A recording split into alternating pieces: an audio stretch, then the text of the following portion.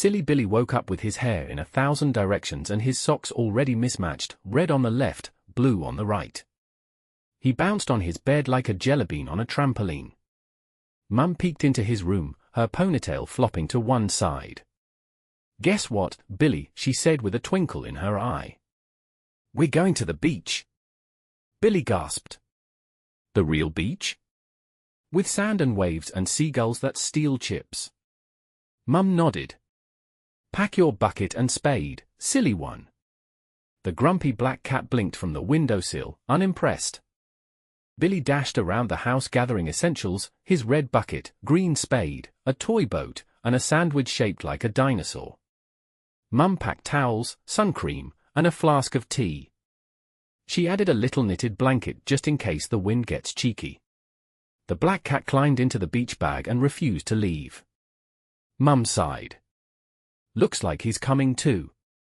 Billy giggled. "He can be our lifeguard." The car hummed along country lanes, past hedgerows and sleepy sheep. Billy pressed his nose to the window, spotting cows and clouds shaped like jelly beans. Mum sang softly to the radio, tapping the steering wheel in rhythm. The cat curled into a ball on the back seat, tail twitching. "Are we nearly there?" Billy asked every 5 minutes. "Almost," Mum replied each time, with a patient smile. At last, they arrived.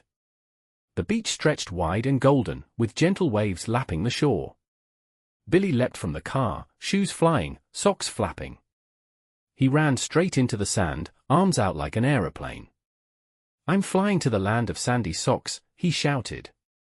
Mum laid out the blanket and poured tea from the flask. The black cat sat beside her, squinting at the sea like it owed him money. Billy built a sandcastle with towers, tunnels, and a moat filled with seawater. He placed his toy boat in the moat and declared, "This is the royal seaside palace." He added a shell for a doorbell and a feather for a flag. "Visitors must bow before entering," he said, standing proudly. Mum clapped. "Your Majesty, may I have a tour?" Billy bowed deeply. "Only if you bring snacks."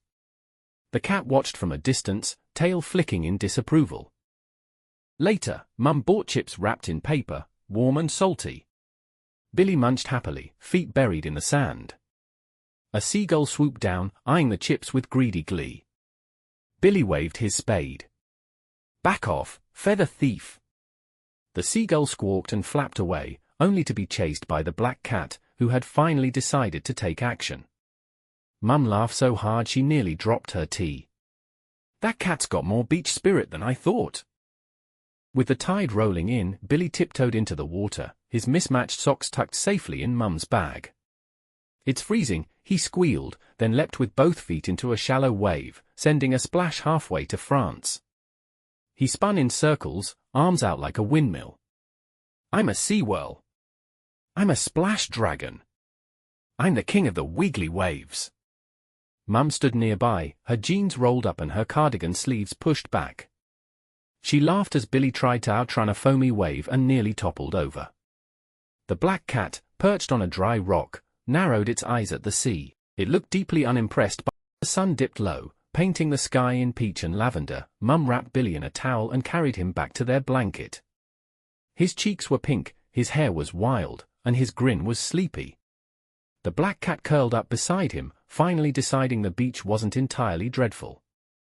Mum poured warm cocoa from the flask and handed Billy his mug. He sipped slowly, watching the waves shimmer under the golden light.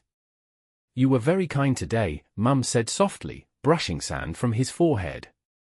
"You made the whole beach feel a little brighter." Billy leaned into her, eyes half closed. "I think the sea likes stories." Mum kissed his head. "And you, my silly Billy, are full of them." The cat purred. The village glowed in the distance. And the world outside felt just a little warmer.